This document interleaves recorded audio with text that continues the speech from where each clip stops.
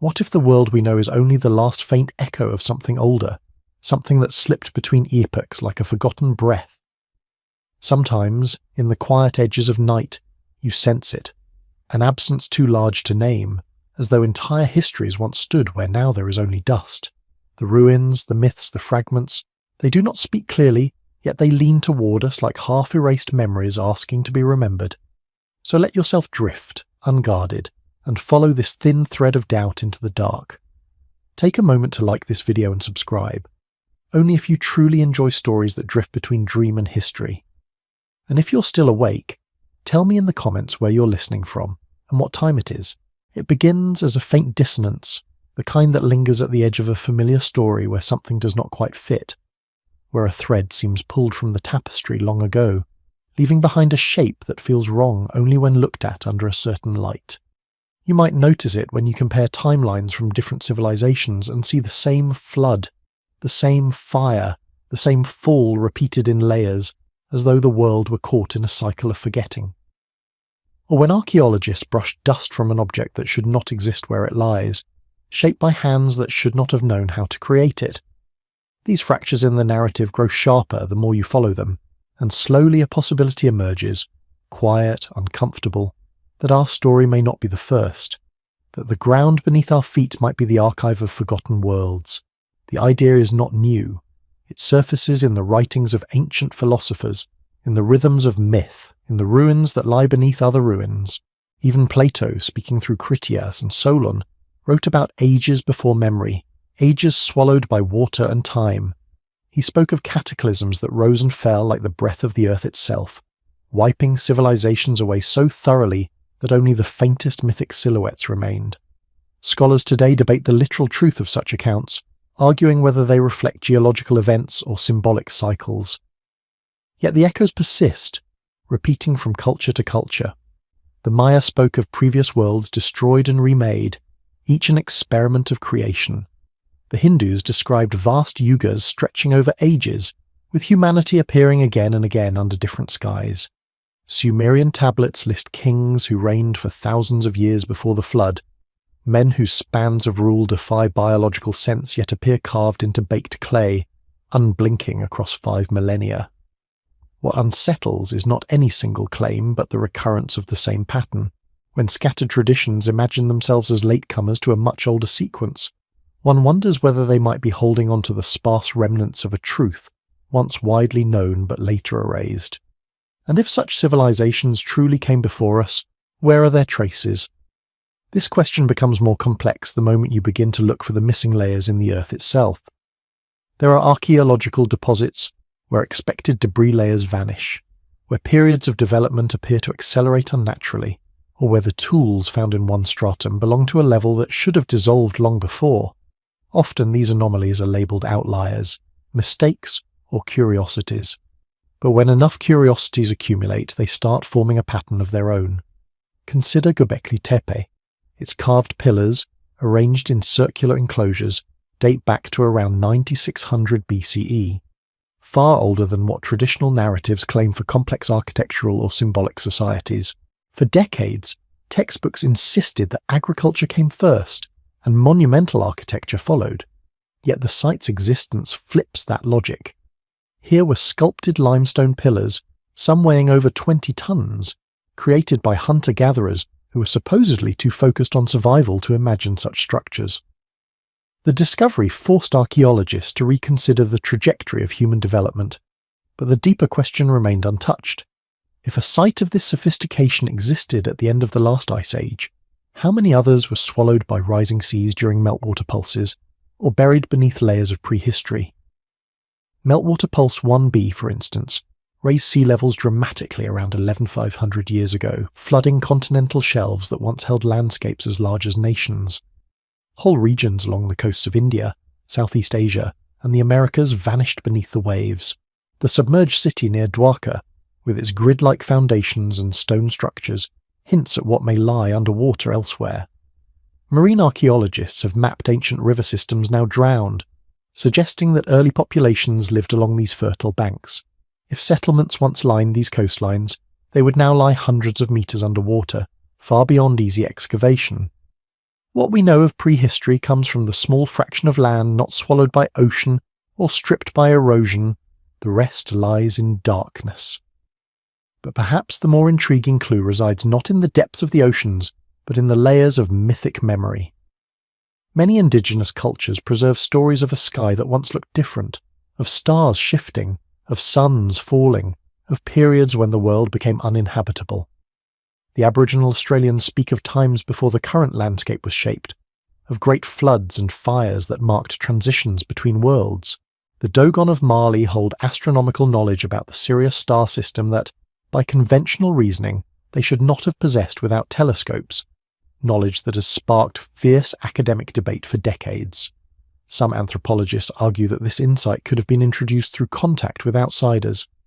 Others suggest symbolic misinterpretation. But the uncertainty itself hints at deeper complexities in the transmission of ancient knowledge.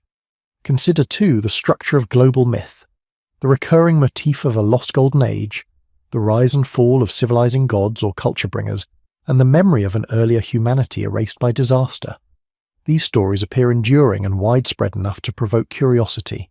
Were they metaphors born from human fear of the unknown, or do they preserve faint recollections of cycles long past?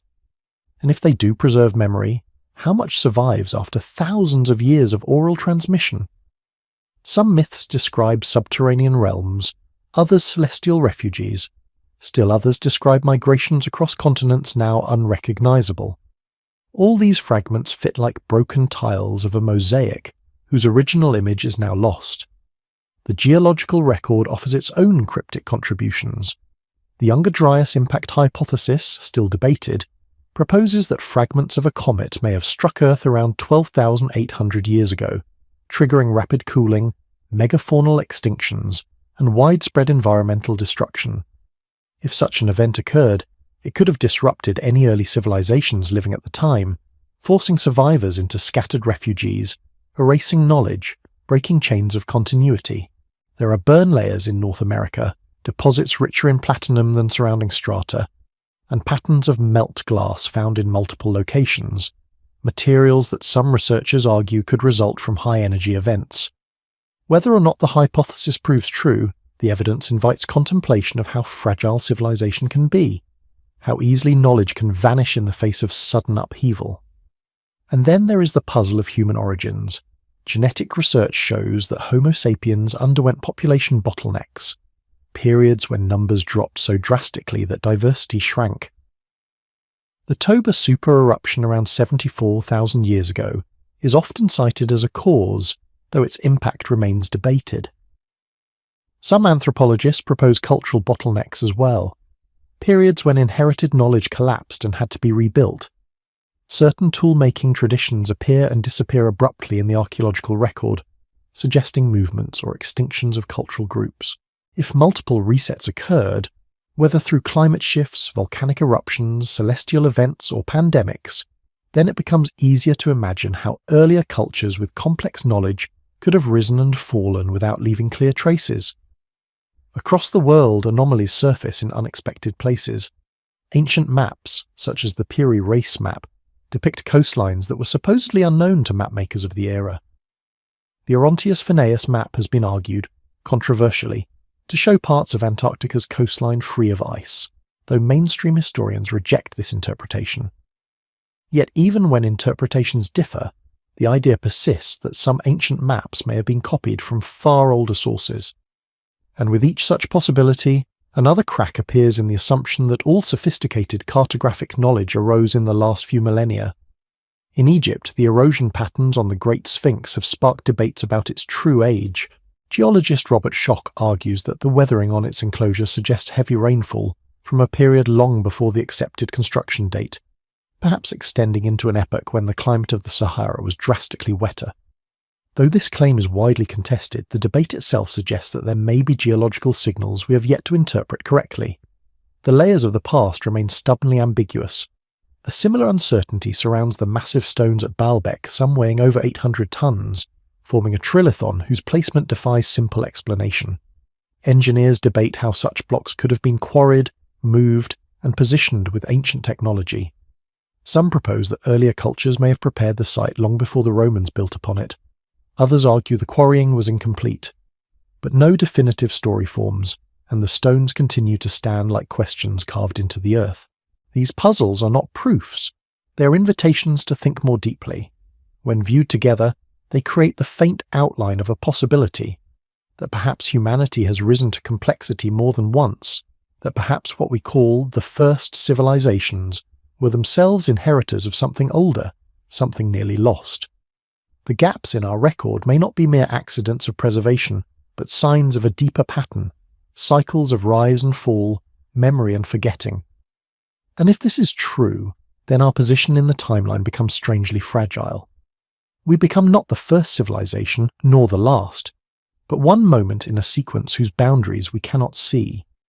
Yet such ideas carry a quiet tension. If earlier civilizations existed intentionally or not, their traces appear concealed, washed away, buried, overwritten.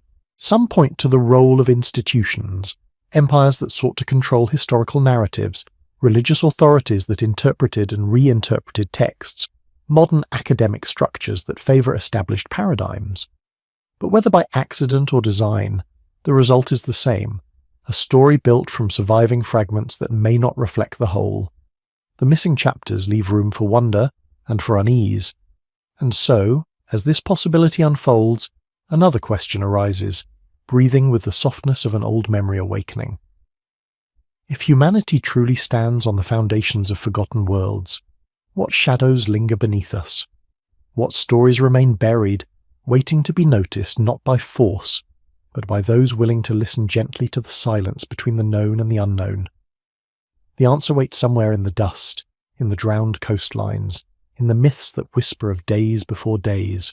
But before touching those deeper layers, another thread emerges, faint but insistent, one that suggests certain clues may have survived in ways we do not yet understand, hidden not in stone, but in something even more enduring.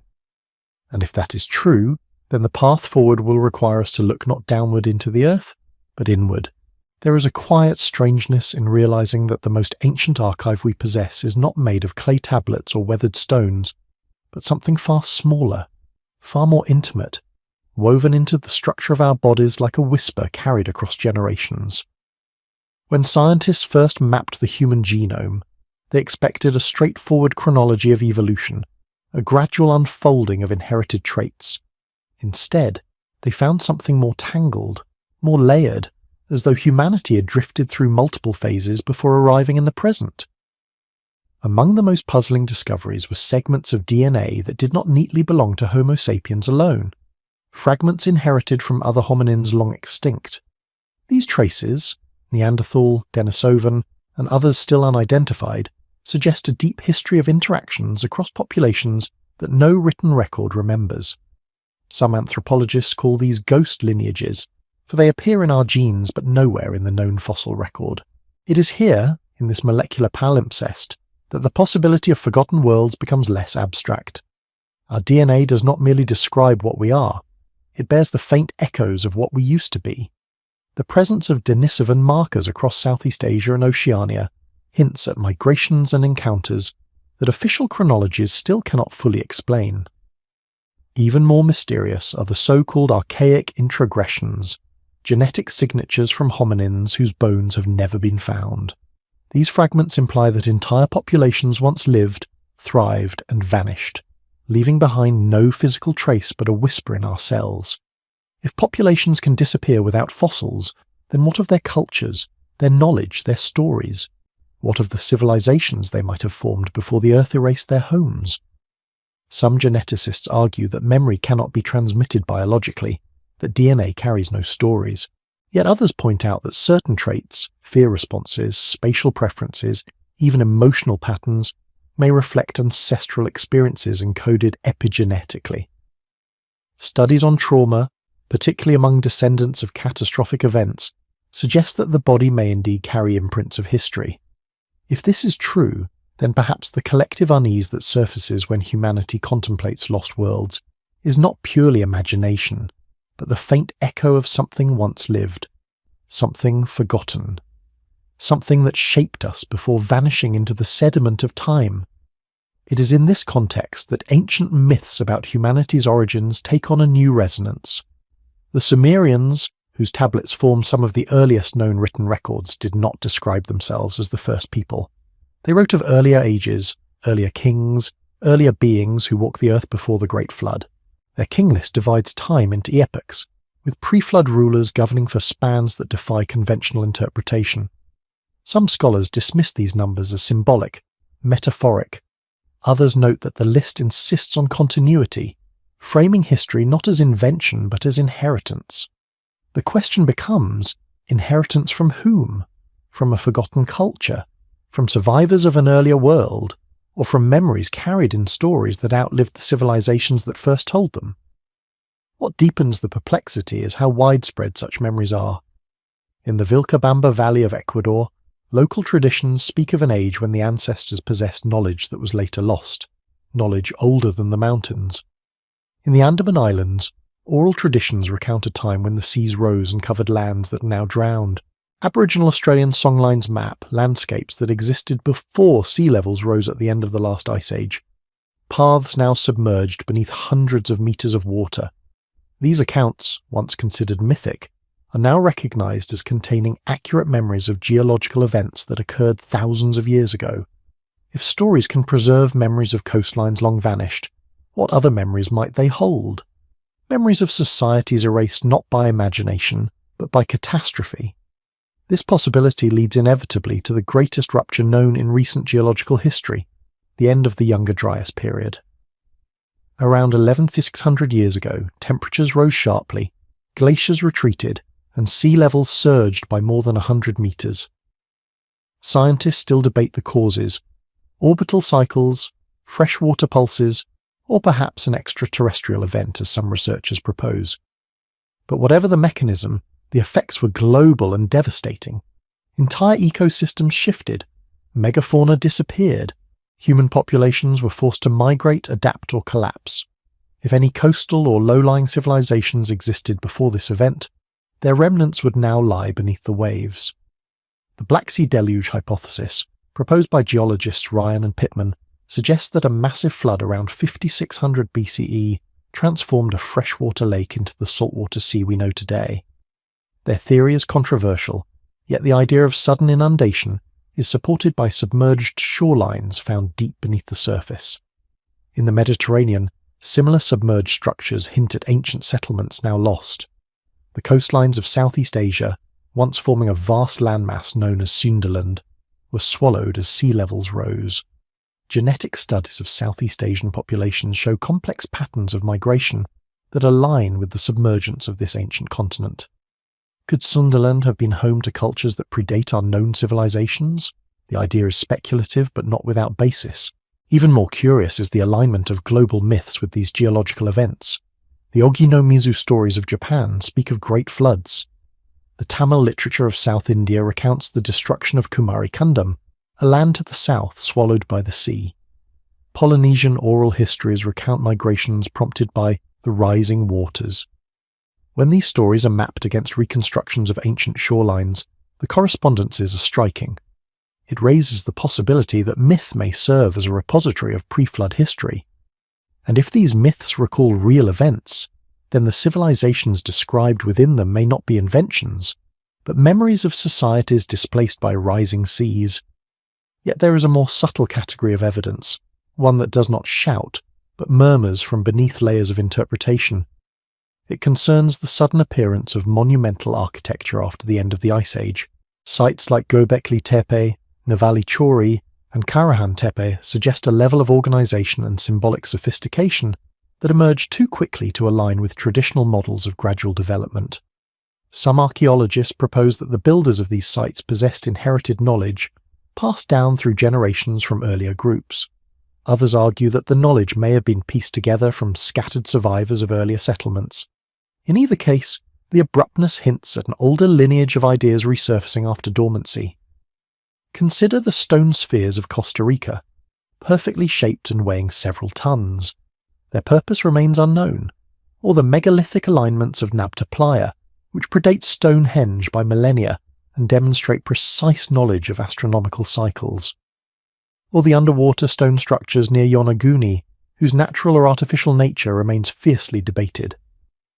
None of these prove the existence of lost civilizations, but collectively they suggest that early humans may have possessed knowledge that we do not fully understand, knowledge that appears suddenly, without clear developmental antecedents. What amplifies the mystery further is the global distribution of early astronomical alignments. The Carnac stones in France, the spherical megaliths of Scotland's recumbent stone circles, the Goseck circle in Germany, all appear within a narrow time frame after the Ice Age ended. Some researchers argue that their alignments correspond not only to solar cycles, but to precessional movements, a phenomenon requiring long-term observation across many generations. If this is true, then the knowledge encoded in these structures may reach back farther than the structures themselves. Even the design principles of ancient architecture suggest continuity, with deeper, perhaps older traditions. The use of cardinal orientations, the preference for specific proportions, the symbolic emphasis on thresholds and gateways, all recur across cultures in ways that exceed simple coincidence. Some anthropologists propose that these design principles reflect universal human cognition, but others point out that such universals are difficult to prove, and that similarities across continents may indicate shared inheritance, rather than independent invention. All of this leads to a quiet but persistent suspicion that humanity today may belong not to the first civilization, nor the second, nor even the third, but to a much later iteration. We may be the beneficiaries of knowledge passed through countless hands, distorted across epochs, fractured by catastrophe, simplified into myth, encoded into symbol, embedded in ritual, and whispered down the centuries until the original context dissolved completely. The stories of gods descending from the sky, of knowledge granted to early humans, of lost lands swallowed by oceans. These motifs recur so consistently that their persistence becomes a phenomenon in itself. But if we are indeed inheritors of fragments from earlier worlds, then there must be more clues, somewhere in the artifacts, the myths, the genetics, or the stones. And perhaps the next layer of evidence lies not in ancient caves or submerged coastlines, but in the strange coherence of patterns that appear too widespread, too synchronized to dismiss as coincidence. Patterns that hint at a network of knowledge spanning continents long before recorded history. And if such a network once existed, then its traces may still lie hidden, waiting for the quiet moment when someone finally recognizes the faint geometry beneath the noise. There is a certain stillness that settles over you when you realize that the oldest truths rarely survive in the form we expect. They do not sit preserved in monuments or temples or tablets, waiting to be read by those who come later. Instead, they drift through history like faint currents, altering the course of cultures without revealing their origins. When you begin to trace these currents, through symbols, through alignments, through fragments of knowledge that seem too synchronized for coincidence, you start to sense that the map of early humanity may be far more intricate than the textbooks allow. And nowhere is this more apparent than in the strange lattice of ancient structures scattered across the world, structures that appear connected not by trade or empire but by a more elusive form of transmission. Something older than writing, older than agriculture, older even than the broken memories of floods that haunt the earliest mythologies. It begins with patterns, not the simple patterns found in pottery or textiles, but something more quietly deliberate, the repetition of specific alignments, proportions, orientations and symbolic motifs across cultures that, by all conventional timelines, should never have shared influence. Take, for instance, the persistent fascination with the cardinal directions.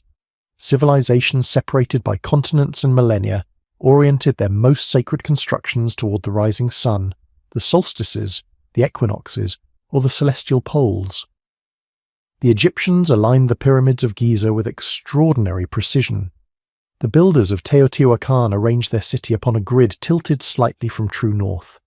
The ancient Chinese developed entire cosmologies around cardinality, linking each direction to elements, seasons, and celestial patterns. Even prehistoric sites like Newgrange in Ireland, or the mound complexes of Ohio, demonstrate a similar devotion to solar alignments. The conventional explanation is that humans everywhere share an instinctive reverence for the sky, that the sun and stars naturally shaped early ritual life. But the level of precision achieved at many of these sites complicates this assumption. Measurements taken at Stonehenge, Gosek, Chankillo and Nabta Playa reveal an understanding of astronomical cycles that would require consistent observation over centuries. These alignments do not represent casual interest, they reflect inherited knowledge. But where could that knowledge have originated? And how did it spread across continents separated by oceans in periods long before recognized global contact? Some archaeologists propose cultural diffusion through slow migrations. Others suggest independent development driven by universal human cognition. Yet as more prehistoric sites come to light, the similarities deepen. The presence of megalithic rings, standing stones, circular enclosures and star-oriented platforms emerges not as isolated inventions, but as a global tendency, appearing suddenly after the last ice age. It is as though humanity remembered something, some ancient framework of observation and meaning, yet retained only fragments. The original context, whatever it was, seems to have dissolved, leaving behind the skeleton of a system that no longer reveals its purpose. The more you look, the more uncanny these parallels become. Along the Atlantic facade, from Portugal to Ireland to Scotland, prehistoric builders erected massive stone circles whose arrangements reflect lunar and solar cycles with remarkable accuracy. But far across the world on the islands of the Pacific, the early Polynesians constructed stone platforms aligned to celestial events with equal precision. On the Andean Altiplano, the Tiwanaku civilization built the Kalasasaya temple, with a solar alignment that marks solstices through slits in its walls, and in the deserts of North America, the Chacuan people laid out their great houses and roads along astronomically significant lines. These cultures did not share language, trade networks, or genetic lineages, yet they carried forward a similar architectural grammar, one that seems to gesture toward an intellectual inheritance older than themselves, an inheritance that may have passed not through written records, but through myth, ritual, or instinctive tradition. And the further back you trace these traditions, the more they converge toward a time when humanity had only recently emerged from the upheavals that reshaped the Earth. Rising seas, melting ice, shifting climates. If remnants of an earlier civilization survived those upheavals, they may have transmitted their knowledge not as a structured canon, but as shards embedded in the stories of the survivors. This possibility gains a quiet resonance when considering the peculiar distribution of ancient megaliths. There are over 50,000 megalithic structures in Europe alone, and yet mainstream chronologies place their construction long before the societies responsible possessed the social complexity normally associated with such feats. What is even more peculiar is that many early megaliths appear as though they were built not as innovations, but as recollections, structures echoing something remembered imperfectly. Their designs differ yet follow recognizable patterns, suggesting a symbolic language whose original meaning has faded. One of the most striking examples lies on the island of Malta. The megalithic temples, Hagar-Kim, Mnajra, Tarxian, predate the pyramids and Stonehenge and contain architectural features unlike anything else in the Mediterranean. Some scholars argue for an indigenous development. Others suggest influences from cultures that vanished before leaving clear traces. The temples incorporate curves, apse, and aligned doorways that hint at astronomical and symbolic significance, yet their origin remains elusive. Why did an island with limited resources produce structures of such sophistication so early? Where did the designers learn the principles underlying their construction? The question lingers, unanswered. Across the globe in Micronesia, the ancient city of Nan Madol rises from the sea, a lattice of artificial islets built from massive basalt logs. How these stones were transported and positioned remains unclear. Local traditions speak of a ruling class with mysterious abilities, but beyond the legends, the site stands as another reminder that humanity's early architectural achievements do not always fit comfortably within established timelines. The structures of Nan Madol resemble nothing in the surrounding region, prompting some researchers to consider whether its builders were heirs to an older tradition carried across the ocean. In South America, the precision of megalithic stonework at Sacsayhuaman, Ollantaytambo and Pumapunku continues to provoke wonder. The interlocking blocks fitted without mortar resist explanation even with modern tools. The conventional timeline attributes these structures to cultures predating the Inca, but the exact identity of the builders remains uncertain. More intriguing is the presence of blocks that appear unfinished or abandoned, as though a catastrophic event interrupted their work. Geological surveys indicate that parts of these sites may have undergone seismic displacement, hinting at abrupt transitions that might correlate with ancient disasters. If you draw these sites on a map, an odd geometry begins to appear, a loose but perceptible pattern that arcs across continents. Some researchers, guided by the speculative but intriguing work of Alfred Watkins and others, have spoken of ancient alignments, or energy lines, though such terms often slip into the realm of pseudoscience. Yet the underlying observation remains. Many early sacred sites fall along lines that seem to follow not random placement, but intentional pathways. Whether these pathways reflect migratory routes, astronomical bearings, or memories encoded in ritual geography, the recurrence is difficult to ignore. What deepens the puzzle further is the presence of astronomical knowledge in societies that, according to orthodox chronology, should not have possessed the time or resources to make such observations. The builders of the Goseck Circle in Germany, dated to around 4900 BCE, aligned its gates to the winter solstice with impressive precision. The site predates the Egyptian pyramids by millennia. Further east, the ancient settlement of Archaeum, often called the Russian Stonehenge, reveals a similar mastery of solar and lunar cycles. Archaeological evidence suggests that its inhabitants practiced advanced metallurgy and maintained a complex social structure. Yet Archaeum appeared suddenly and disappeared just as abruptly, leaving no clear line of descent. Perhaps the most enigmatic system is the sophisticated astronomical knowledge embedded in the Vedic tradition. Long before the development of complex urban societies, early Indian texts record observations of precession, solstices, and star positions with remarkable accuracy. The Surya Siddhanta describes the length of the year with near-modern precision. Scholars debate whether these measurements arose from long-term indigenous observation or from knowledge inherited from earlier sources. But the continuity of such information, surviving through oral transmission for millennia, suggests that humanity may have once been part of a global web of observation and meaning that fractured during prehistoric upheavals. This brings us to a subtler point, the possibility that ancient knowledge did not spread through physical contact alone.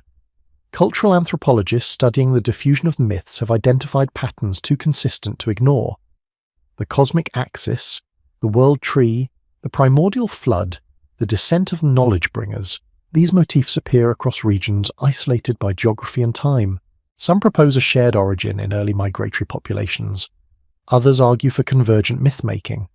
But the striking detail in many of these narratives hints at something more: the transmission of a memory through archetypes, dreams, ritual, and storytelling. The work of scholars like Carl Jung, Joseph Campbell, and more recent researchers in cognitive anthropology suggests that human consciousness may carry deep patterns, inherited not genetically but culturally. These patterns could preserve echoes of experiences long forgotten, and if humanity indeed survived catastrophic resets, then the myths that proliferated after those resets may encode fragments of what came before. Stories about lost islands, sunken lands, star teachers, and ancient cycles might be the symbolic remnants of real civilizations whose histories dissolved in the face of disaster. Yet for all these clues, the physical world remains frustratingly silent. Stone crumbles, wood rots, metals corrode, entire coastlines lie underwater, and the deeper you peer into geological time, the more the Earth resists revealing its secrets. Paleoclimatology, geomorphology, and taphonomy all demonstrate how efficiently nature erases human traces. A wooden house disappears within centuries. A stone temple might survive a few thousand years. But a civilization primarily built of organic materials, a possibility rarely considered in mainstream models, could vanish entirely without leaving a recognizable footprint. And this leads to an unsettling thought. What if the markers we are searching for are not structural at all? What if the earliest civilizations expressed their knowledge in ways that did not rely on permanence? Portable symbols, ritual spaces, migratory pathways aligned to the stars, oral cartographies that mapped the world through stories rather than stones. In such a scenario, the disappearance of monuments would not indicate the absence of civilization, but a different kind of civilization, one tuned to cycles rather than permanence, memory rather than architecture. If this is true, then the evidence of earlier worlds may lie scattered across mythologies, symbols, and global alignments, subtle, elusive, and easily overlooked. But each fragment suggests the same quiet possibility, that humanity's story is far older, more cyclical, and more mysterious than the surface of our history reveals. That we may be walking on the remnants of forgotten ages without ever recognizing them. And if the alignments, symbols, and architectural echoes all point toward a deeper inheritance, then one must wonder, what other clues remain hidden in plain sight, waiting for someone to listen closely enough to the patterns beneath the noise? There is a point along this path where the mystery shifts, almost imperceptibly, from what has been forgotten to why certain fragments survived at all.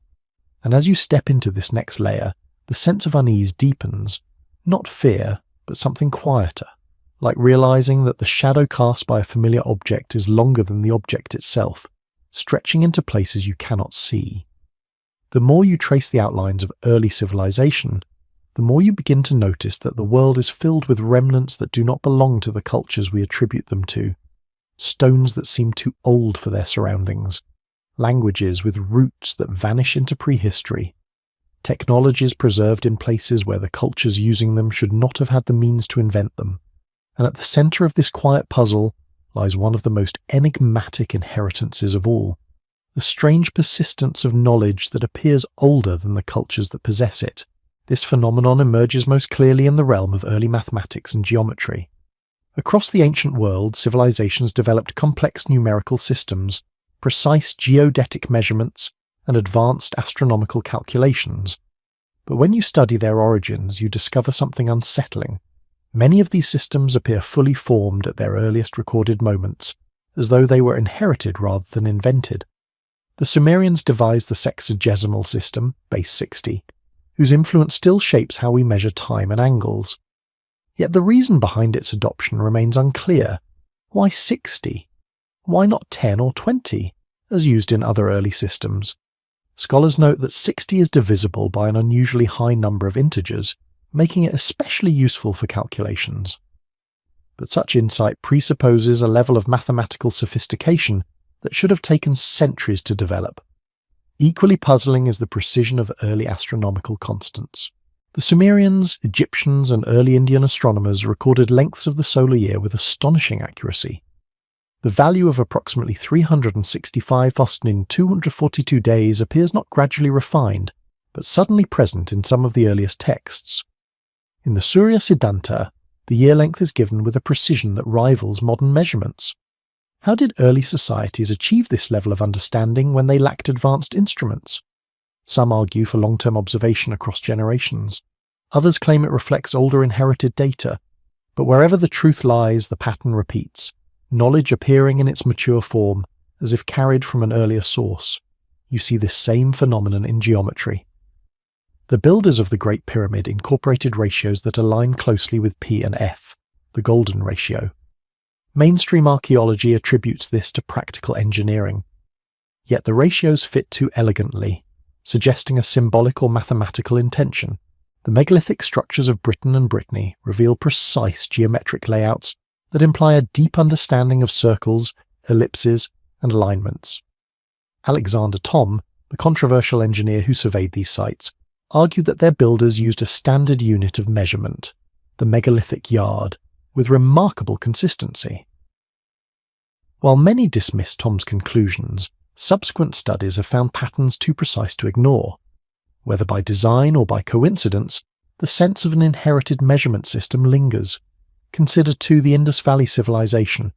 Their urban planning exhibits an advanced understanding of geometry, drainage systems, and modular brick dimensions. Yet the origin of their knowledge remains obscure. Their script is undeciphered, and no transitional stages of development have been found.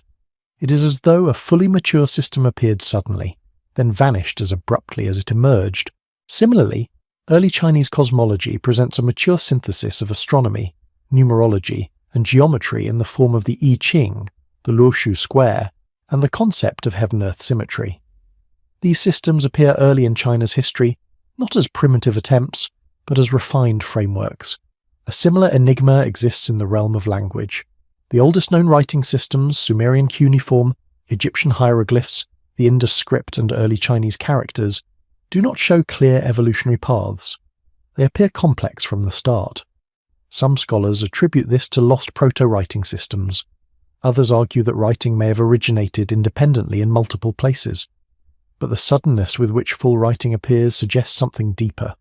The possibility that earlier forms of symbolic recording existed long before recognized civilizations, and that these early systems were only the latest refinement of an older tradition. The deeper you go, the more the anomalies multiply. Linear A from Minoan Crete remains undeciphered. Rongorongo of Easter Island appears far too complex for the island's known population history. The Vincha symbols of southeastern Europe, dating to the Neolithic period, resemble proto-writing yet appear thousands of years before the earliest known scripts. None of these systems have direct parallels, none have clear origins, and none fit comfortably into the accepted model of linear cultural development. As these puzzle pieces accumulate, a quiet hypothesis begins to emerge, that some knowledge persisted across immense spans of time not through physical artifacts, but through oral tradition, ritual practice, or symbolic inheritance. Knowledge passed not through institutions, but through memory itself. Some cultures have institutionalized memory in ways that leave traces. The Aboriginal Australians maintain songlines that encode not only geography, but ecological and cosmological information. Ancient Indian society preserved the Vedas through rigorous oral recitation, ensuring precision across millennia. In West Africa, griots memorized genealogies and histories stretching back hundreds of years. These traditions show that human memory, when structured properly, can preserve vast bodies of information without writing. If such practices existed in prehistory, they may have carried forward fragments of knowledge from even earlier cultures, fragments that later civilizations inherited without understanding their true age. This possibility acquires new weight when you consider the role of astronomy in ancient societies. The precession of the equinoxes, a 26,000-year cycle, was known to early Indian, Greek, Egyptian, and possibly even Olmec traditions. Some scholars argue this knowledge arose from long-term observation, but others, noting the immense timescales involved, wonder whether such knowledge could have survived multiple cultural cycles. The alignment of many ancient structures to precessional markers suggests that early cultures paid attention to celestial patterns spanning lifetimes. Yet their insights appear suddenly, not gradually. It is as though the concept of precession re-emerged, not as a new discovery, but as a recovered memory. Even more enigmatic are the global flood myths. They appear across nearly every early culture: Sumerian, Hebrew, Greek, Chinese, Indian, Mayan, Incan, Aboriginal, Polynesian. Some describe catastrophic inundations, others recount worlds destroyed and remade. Many contain surprisingly specific details: mountains submerged, coastlines transformed, survivors guided by celestial beings or ancestral spirits. Geological evidence supports several major flooding events at the end of the last ice age: meltwater pulses, sudden sea level rise, the breaching of glacial lakes. Could these events have shaped human memory so deeply that echoes of them persist in stories told today? Some anthropologists believe so, but others suggest an even older layer, that these stories may encode memories from civilizations existing before the floods, whose survivors carried those memories into the cultures that followed. This brings us to the most fragile yet compelling thread: the possibility that the knowledge preserved by early civilizations is only the visible portion of a far older intellectual lineage, a lineage that may stretch back through cycles of collapse and renewal, leaving behind only fragments each time. If this is true, then the sudden appearance of advanced ideas in early civilizations may reflect not innovation but transmission. Transmission across vast temporal distances, surviving the rise and fall of worlds. The remnants of such a lineage appear not only in knowledge systems, but also in shared architectural impulses. The global recurrence of pyramids, ziggurats, mounds, and stepped platforms is often attributed to convergent evolution. Humans everywhere discovering that these shapes are structurally stable. But the symbolism of these shapes is too consistent to be dismissed. Mountains were seen as places where heaven and earth meet. Pyramids symbolized cosmic ascent. Mounds housed ancestors. These concepts appear across Egypt, Mesopotamia, Mesoamerica, China, Polynesia, and parts of Africa.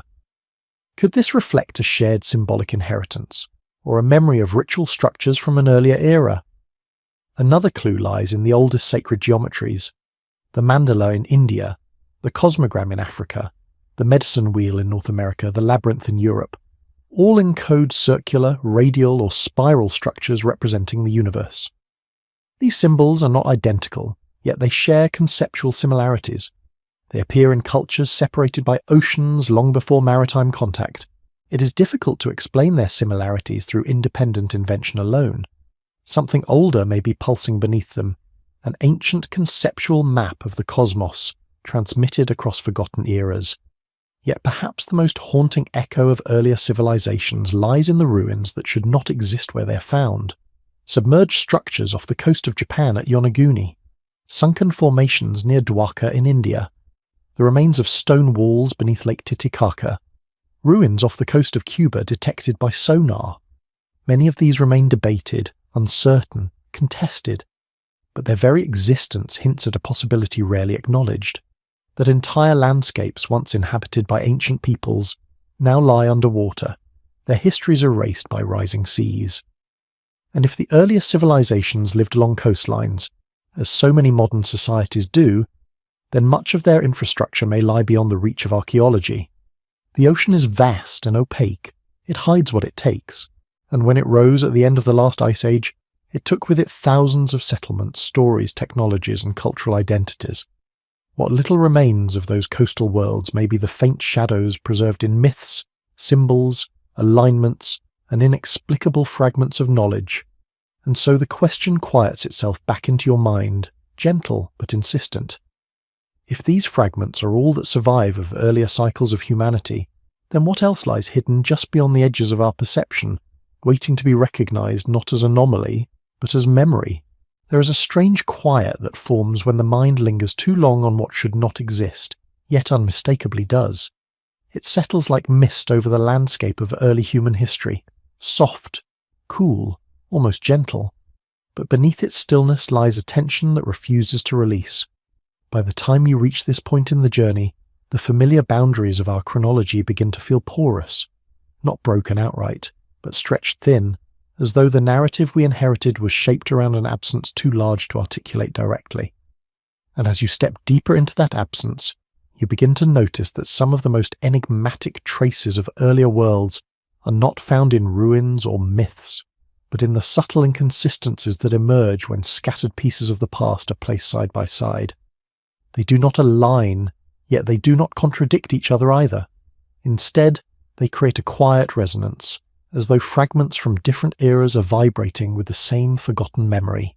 One of the most striking examples of this resonance arises in the study of early metallurgy. Conventional history places the beginning of the Bronze Age around 3300 BCE in the Near East. Yet scattered anomalies complicate this tidy progression. In places such as Sayonu and Navali Chori, evidence of copper working appears thousands of years earlier than expected, predating metallurgy in regions that should have developed it later. Meanwhile, in the Great Lakes region of North America, an ancient mining culture extracted enormous quantities of copper from Michigan's Upper Peninsula as early as 5000 BCE. The scale of their operations is difficult to reconcile with what we know of the region's population at the time. Tens of thousands of tons of copper were removed, yet no one knows where the majority of it went. There are no corresponding metal artifacts in the archaeological record. Some propose the copper was exported north or west. Others suggest the estimates may be wrong. Yet the mines remain, silent witnesses to an enterprise whose purpose we still do not understand. These anomalies become even more haunting when you consider the sophistication of early alloys. In the Indus Valley, archaeologists have found highly refined bronze, as well as evidence of advanced metallurgy, including the use of arsenic bronze, which requires precise control of temperatures and ratios. The craftsmanship of the bronze figurines from Mohenjo-Daro and Harappa suggests an artistic tradition that did not emerge gradually, but was already mature. And yet, like the civilization itself, the origins of this expertise remain obscure. The Indus script is undeciphered. Its earliest settlements appear fully developed. Its urban planning is sophisticated. And then, abruptly, it declines. The cultural memory dissolves. What lingers is a sense of looking at a civilization already old by the time it enters the archaeological record. A similar phenomenon appears in ancient China. The earliest bronze ritual vessels of the Shang dynasty contain intricate designs and precise casting techniques that suggest a long tradition of metallurgical experimentation. Yet the archaeological layers preceding the Shang do not show a gradual technological build-up. Instead, the sophistication appears sharply, almost as though inherited. And behind these vessels lies something even more haunting: the oracle bone script, one of the earliest known writing systems. Its characters appear fully formed, complex and symbolically dense, with no clear developmental precursors. Some scholars argue the origins lie in earlier Neolithic symbols, but these links remain tenuous. As with so many other ancient societies, the earliest texts seem to gesture toward an intellectual lineage that predates the culture that recorded them. It is in moments like this, staring into the sudden brilliance of ancient innovation, that you begin to suspect that humanity has forgotten more than it remembers. But the forgetting is uneven, as though shaped by forces that favoured certain remnants over others. Metalwork survives, but meaning dissolves. Symbols remain, but context vanishes. Systems emerge fully formed, but their roots hide in layers we can no longer reach. The puzzle deepens further when you turn to the science of archaeoacoustics, the study of sound in ancient structures. Across the world, early civilizations built chambers, temples and monuments with acoustical properties far too precise to be accidental. The hypogeum of Halsaflieni in Malta contains a chamber where the human voice resonates at exactly 110 Hz, inducing unusual physiological responses in listeners. The reverberations within Newgrange, timed with the winter solstice, create an auditory experience that some researchers believe was used for ritual or altered states of consciousness. In the Great Pyramid, the Granite King's chamber amplifies specific frequencies with eerie precision. And in Chavindahuanta in the Peruvian Andes, conch shell trumpets have been found that produce resonances perfectly matched to the temple's architecture, creating sound illusions that feel almost engineered to evoke disorientation or transcendence. What is striking is not merely that these structures exhibit unique acoustical properties, but that so many appear designed with similar intentions: sound as a tool, a medium, a gateway. It raises the possibility that ancient cultures possessed a shared understanding of the psychological or physiological effects of resonance. Yet if this knowledge existed, it left no written instructions, no explicit explanations. It manifests only in stone, as though the builders belonged to a tradition whose practices were transmitted through experience rather than text, memory rather than language. A tradition that may have roots deeper than the civilizations that later inherited fragments of it. Then there's the puzzle of the so-called soundstones found in Africa, Asia and the Americas, rocks that ring when struck, producing tones reminiscent of ancient instruments. Some of these stones were incorporated into megalithic sites, others stand alone, marked with grooves where centuries of human hands shaped them. In certain regions of Tanzania, locals continue to use these stones in rituals. It is tempting to dismiss them as curiosities, yet their global distribution and their integration into ancient cultures separated by oceans suggest a pattern, perhaps a memory of a time when sound carried meaning beyond communication, when resonance itself was a form of knowledge, a bridge between worlds. What makes the question even more complex is that these acoustic traditions often overlap with astronomical alignments. Sites built to resonate with sound are also aligned with solstices, equinoxes or star paths. It is as though early humanity understood the world not as separate domains, astronomy, geometry, acoustics, but as an interconnected system of relationships, a concept that feels alien to modern thinking, but may echo a worldview inherited from far older cultures. As this pattern unfolds, another thread emerges, a thread that leads into the realm of geology. The Earth's surface is scarred with traces of catastrophic events, massive eruptions, sudden climate shifts, abrupt sea level rises, impacts that shattered ecosystems. Some of these events correlate with cultural transitions. Others coincide with periods of unexplained cultural silence. It is possible, even likely, that earlier civilizations were destroyed by such events, their knowledge surviving only in fragments. Yet there is something unsettling in the way certain geological layers seem to correspond with mythic memories. Flood myths align with meltwater pulse 1a and 1b. Fire myths correspond with volcanic eruptions or impact events. Stories of darkness align with ash cloud winters. Even the idea of an axis mundi, a world axis or cosmic pillar, appears in cultures that live through periods of significant celestial change.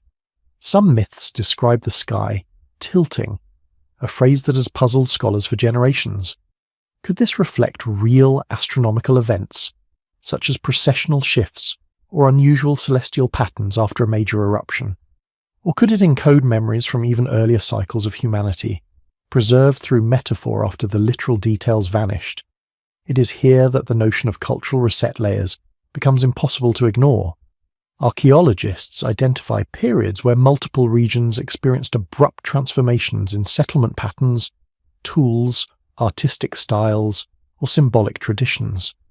Some resets are localized, others appear across continents.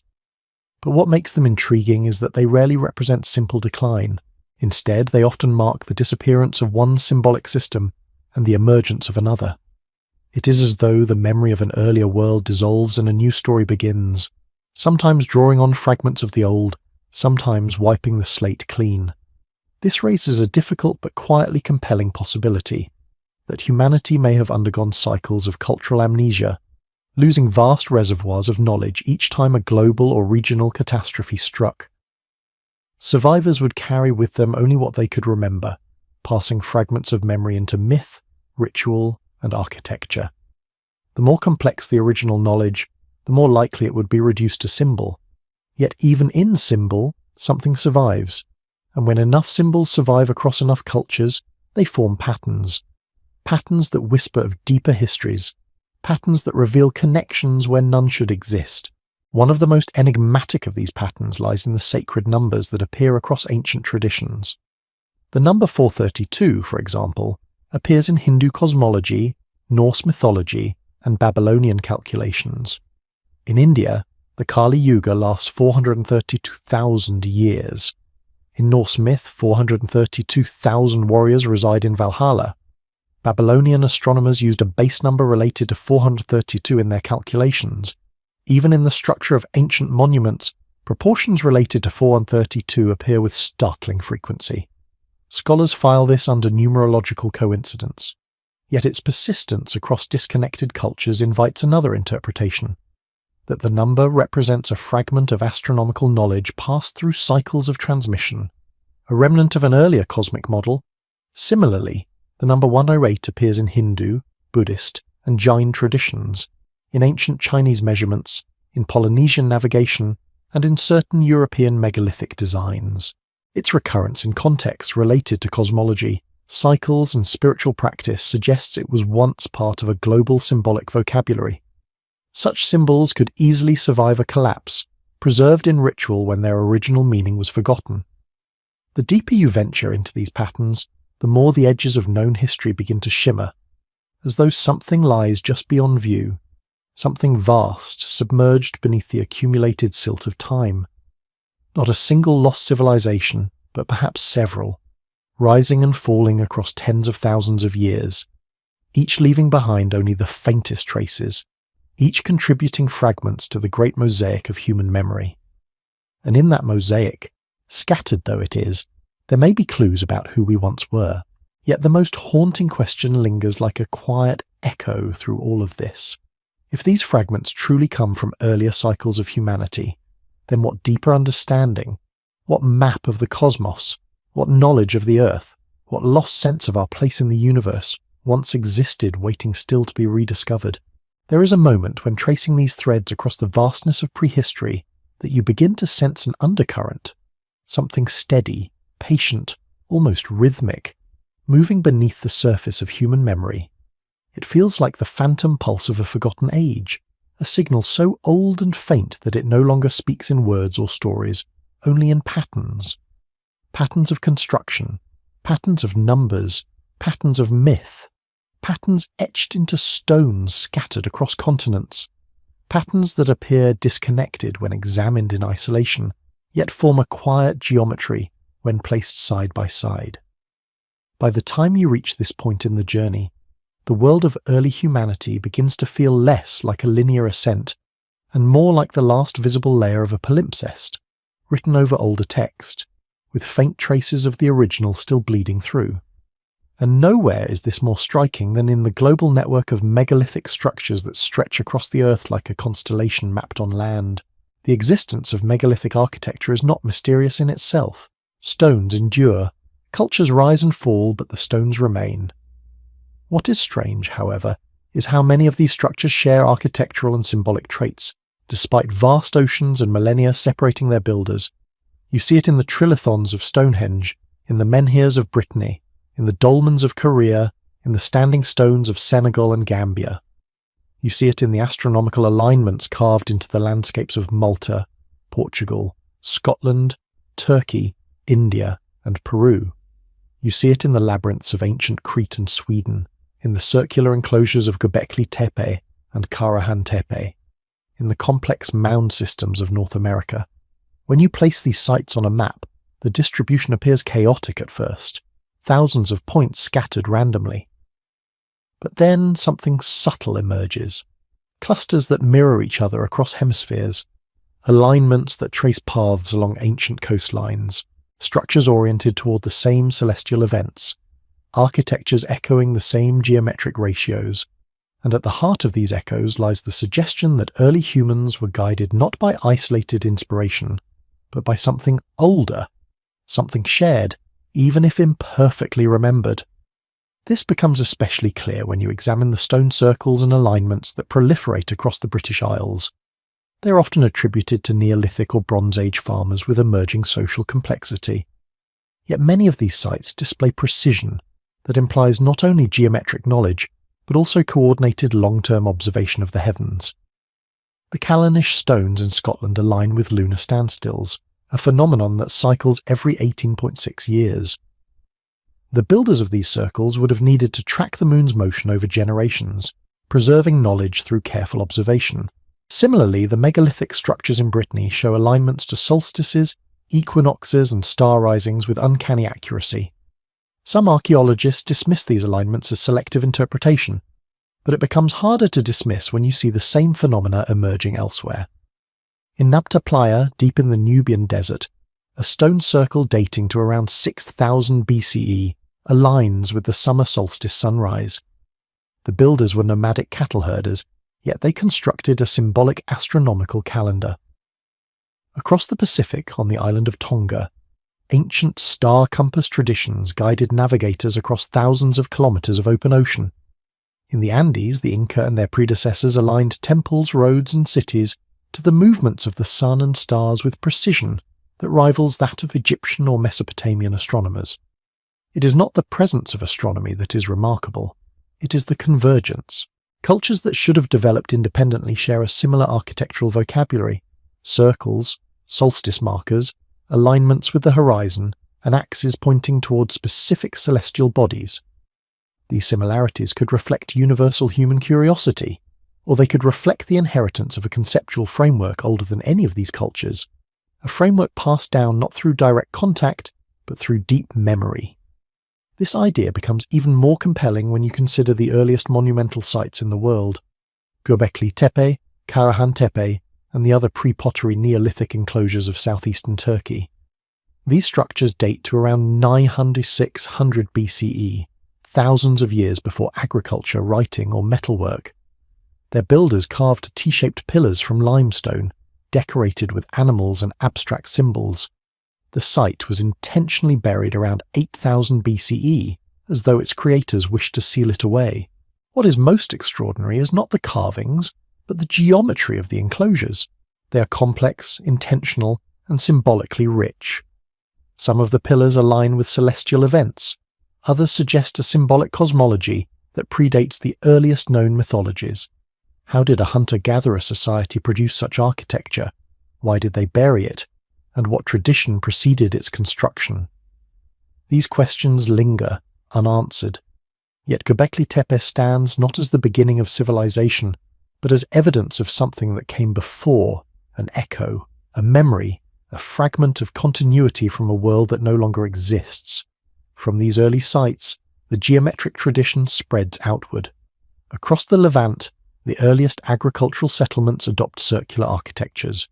In Europe, megalithic builders refined stone circles over millennia. In North Africa, the prehistoric cultures of the Sahara erect monoliths that align with star positions before the desert expands. In the Pacific, Polynesian navigators create star temples and horizon markers.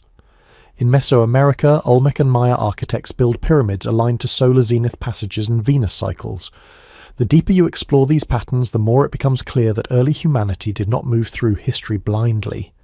They carried with them a symbolic architecture, one that stitched the earth to the sky, the seasons to the stones, the landscape to memory. The origins of this architecture are unknown, but its persistence suggests that it predates many of the civilizations that employed it. It is here that another thread arises, one not of stone, but of movement. Ancient pathways, often dismissed as mere trade routes, appear to trace lines across continents that are older than the cultures that later walked them. Anthropologists studying the dreaming tracks of Aboriginal Australia note that some pathways correspond to landscapes that existed before sea levels rose. In Europe, the so-called Old Straight Tracks, described by Alfred Watkins, follow alignments connecting ancient monuments, although his conclusions remain controversial. In the Americas, the Chaconne roads extend across great distances in straight lines, even where natural topography offers no practical reason for such orientation. These pathways seem less like routes chosen for convenience and more like inherited geometry, lines remembered from a deeper cultural memory, lines repeated across generations encoded into ritual, song, or movement. Some researchers have proposed that these networks may reflect ancient navigational or cosmological systems, maps of meaning rather than geography. Whether or not that is true, what remains undeniable is that many of these routes predate the civilizations usually credited with building them. Just as the stones carry memory, so too do the languages spoken by early societies. Linguists studying the deepest layers of language families, Indo-European, Afro-Asiatic, Sino-Tibetan, Austronesian, find hints of older structures buried within. Words relating to sky, earth, water, stars, cycles, and time appear with uncanny similarity across distant families. Some propose a proto-world language, though the idea is controversial. What matters is not the certainty of such a language, but the suggestion that deep structures persist across time, even when surface meanings change. Symbols survive, sounds survive, patterns survive, and so the question arises, what were these early humans remembering? What world did their ancestors inhabit? What knowledge did they carry through the upheavals that reshaped the Earth after the last ice age? To approach this, one must turn to the sea. Today, more than 2/3 of the world's population lives within 100 kilometers of the coast. In ancient times, this tendency was likely even stronger. Coastlines offer resources, shelter, and trade routes. But coastlines also drown when the sea rises. Between 12,000 and 8,000 BCE, the world's oceans rose over 120 meters, swallowing entire continental shelves. What is now seabed was once dry land. Plains, rivers, forests, and settlements. Doggerland once connected Britain to mainland Europe. Sundaland encompassed vast regions of what are now Indonesia, Malaysia, and the Philippines. A lost coastal plain connected Northeast Asia to Japan. Large areas of the Persian Gulf were once fertile valleys. Submerged ruins have been found near Dwarka in India, off the coast of Japan, beneath the waters of the Black Sea, and along the shores of the Mediterranean. Some are natural formations, others show signs of construction, but even these constitute only a tiny fraction of what might lie beneath the waves. The absence of evidence in this case is not evidence of absence. It is simply the silence of a world the ocean reclaimed. If early civilizations lived primarily in coastal regions, their greatest monuments, their earliest cities, their most sophisticated knowledge centers, may now lie submerged beyond archaeological reach. The sea is a perfect eraser, but it is also a perfect archive, preserving what it buries in silence. And as technology advances, more of that silence may begin to speak. Yet the deepest mystery is not the stones, the pathways, the languages, or even the submerged ruins. It is the strange coherence in the stories humanity tells itself about the past. Myths describing cycles of destruction and renewal, myths of floods, fires, and forgotten ages. myths of gods or ancestors descending from the sky to teach agriculture, astronomy, or law. These stories differ in detail but share underlying patterns, and patterns do not survive by accident. What if these myths are memories, not literal but symbolic, of earlier civilizations destroyed by natural cataclysms? What if survivors carried fragments of their knowledge into the hunter-gatherer world? What if those fragments were preserved in ritual, symbol, and architecture until new civilizations emerged millennia later? What if the world has risen and fallen many times, each cycle preserving a few threads of the last? If that is so, then we are not the first civilization. Not the second, not the third. Perhaps not even the seventh, despite the symbolic weight of that number. We may be only the latest. The most recent chapter of a story whose first pages are underwater or buried, or erased so thoroughly that only echoes remain, and yet those echoes persist. They appear in the numbers carved into stones, in the alignments of ancient monuments, in myths told around fires long before writing existed, in the songs that map continents now submerged, in the stones that ring like bells, in the geometry of temples pointing towards stars. They whisper of a past that refuses to vanish entirely, a past that waits, patient and ancient, beneath the layers of time. And if all of this, these stones, these myths, these numbers, these resonances, is merely the surface of a truth we have not yet learned to see, then what forgotten world is stirring beneath the silence, waiting for us to remember? There comes a point in the search, somewhere beyond the stones, beyond the myths, beyond the strange alignments carved into the bones of the earth, when the silence itself begins to feel like evidence. Not an absence, but a presence hidden beneath erasure, as though the world carries a memory so old, so deep, that it's almost impossible for the conscious mind to hold. You begin to sense it in the gaps between known civilizations, in the layers of time that seem too empty, too still, too conveniently forgotten. You sense it in the geological scars that cross continents, in the abandoned landscapes that once sustained millions of migrating animals, and perhaps humans before them, in the ruins that are not quite ruins but remnants of something older even than the cultures that later built upon their ghosts. By now, the question is no longer whether prehistoric humanity lived through cycles of rise and fall, but how many cycles came before the one we call the beginning. And as you trace the edges of this larger pattern, a new domain emerges, not carved in stone, not encoded in myth, but imprinted in landscapes themselves. Landscapes that hold the faint signatures of lost engineering, ancient ecological management, forgotten megastructures hidden not in plain sight, but in the overwhelming vastness of the natural world. To see them, one must step back, not into ruins, but into entire regions shaped by hands we can no longer see. One of the most enigmatic examples lies deep within the Amazon. For centuries the rainforest was believed to be a pristine wilderness, untouched, hostile to agriculture, incapable of sustaining large populations.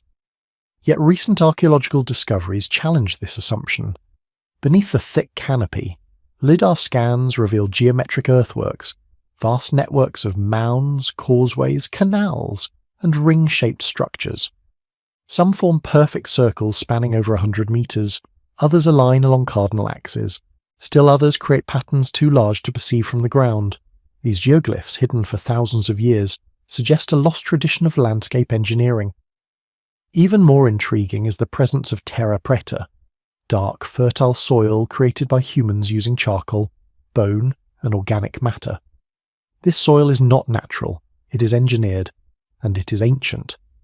The sheer scale of terra preta regions suggests that large, stable populations once occupied the Amazon. Populations capable of transforming one of the most challenging ecosystems on Earth into a managed garden.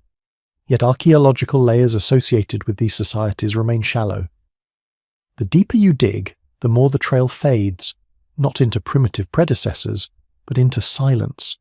A silence that feels like a severance, as though the knowledge that birthed these ecological systems did not originate in the jungle, but was carried there. Carried, and then lost. Similar patterns appear in other parts of the world. In Africa, the remains of vast stone terraces lace the highlands of Ethiopia, Kenya, and Tanzania. structures so immense that they reshape entire mountainsides. They are ancient, older than most recorded civilizations. Some have been used continuously, others were abandoned long ago. Their construction implies a mastery of hydrology, soil management, and long-term ecological planning. Yet little is known about the societies that first built them. Their origins drift beyond the horizon of history, into a time before writing. In southern Africa, circular stone structures, often attributed to early cattle-herding societies, span dozens of kilometers. Some align with solstice sunrises, others form spirals or geometric patterns. One site, often associated with the controversial name Adam's Calendar, consists of standing stones, oriented toward cardinal directions and celestial markers.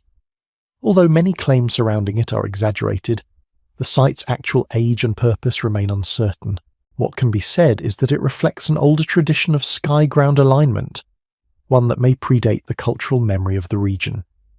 Across Eurasia, thousands of tumuli, barrows and mounds dot the landscape, some large enough to be seen from space. While many have been excavated, a surprising number remain untouched.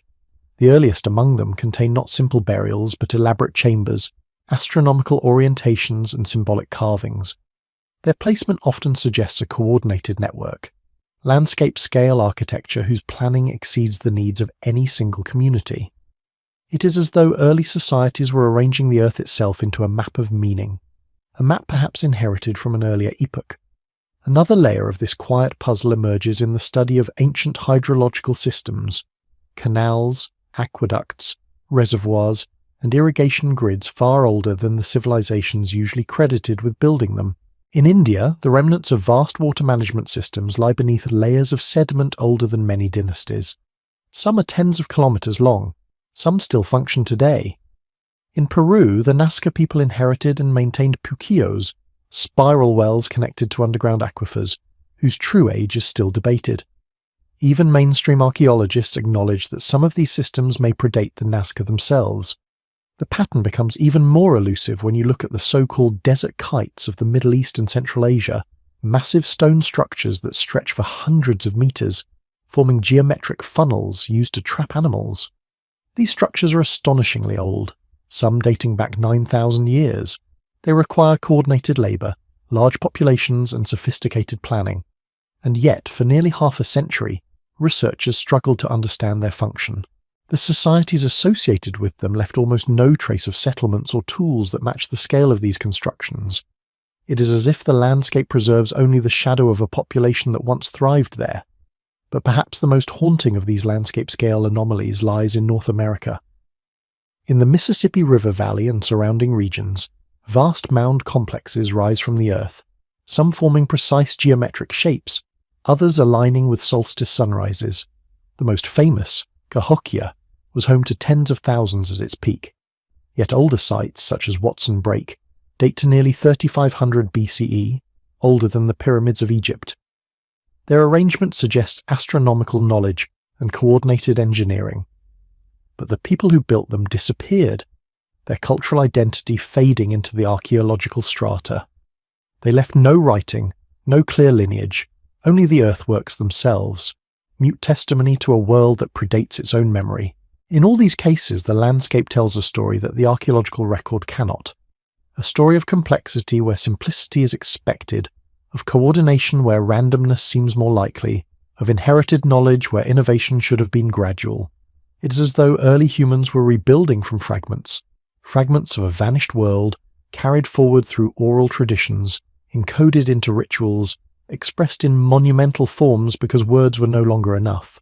And yet, the greatest mystery is not the scale or the age of these constructions, but the suddenness with which they appeared, and the abruptness with which they were abandoned. Something changed. Something shifted on a global scale. Climate, yes. Migration, yes. But also something subtler. A fading of memory. A loss of coherence. Cultures that once shaped continents with purpose and precision began to scatter. Some retreated into forests, others dissolved during droughts or floods. Some retained fragments of their symbolic systems, others lost them entirely. Geologists and paleoclimatologists point to a series of environmental shocks between 12,000 and 4,000 years ago. Droughts, floods, temperature swings, volcanic eruptions. These events reshaped coastlines, forced migrations, and destabilized ecosystems. But environmental stress alone does not explain the deeper pattern, not just the collapse of communities, but the collapse of memory itself. The forgetting seems too synchronized, too widespread, almost as though humanity collectively walked away from something it could no longer hold. This shared forgetting appears most clearly in myth. The stories of lost homelands, Atlantis in Greece, Kumari Kandam in Tamil tradition, the Land of the Sun in Polynesia, Aztlan in Mesoamerica, may not refer to literal continents, but they all speak of something lost, something drowned, burned, or swallowed by time. Each culture tells the story differently, yet they all point toward a rupture, a before and an after, a memory of a previous world. It is in these memories that the idea of cycles returns. The Hopi say the world has passed through multiple ages, each ended by purification. The Maya describe previous creations destroyed by water, wind, or fire. The Sumerians wrote of kings who ruled for impossible spans before the flood reset the world. Hindu cosmology speaks of yugas, vast cycles of decline and renewal. These are not scientific records, but neither are they random. They echo with the shape of something older, something that feels almost geological. Could it be that civilizations existed before the Holocene, before the stable climate that allowed agriculture to flourish? Could cycles of warming and cooling have fostered and destroyed early cultures along coastlines now submerged? The geologic record allows for the possibility. Tectonic uplift and subsidence could have erased entire regions. Sea level rise could have buried ancient deltas and plains. Volcanic winters could have shattered food systems. If early civilizations relied on materials that did not survive, wood, fibers, earth, light stone rather than heavy, then almost nothing of their physical culture would remain. What would remain are the echoes, the symbols, the alignments, the patterns embedded in the landscape, the rituals inherited by people who no longer understood their origins, the myths speaking of a time when the world was different. And this is where the idea becomes almost overwhelming. Humanity today may not merely stand at the end of a long line of forgotten civilizations, but at the end of a cycle much older than our current understanding of time allows. A cycle in which knowledge rises, disperses, fragments, and disappears, only to re-emerge thousands of years later in broken forms. A cycle in which humanity repeatedly becomes a stranger to its own past. If this is true, if early people were not inventing from scratch but piecing together remnants from a deeper memory, then the landscape-scale architectures of the world may be the last surviving traces of a knowledge system that once unified continents. A knowledge system that understood the Earth as alive, interconnected, resonant. A system that no civilization today fully remembers. And so, as this thread stretches further into the unknown, a single quiet question lingers at its edge. If these landscapes are the faint handwriting of forgotten worlds, then what deeper message still lies waiting?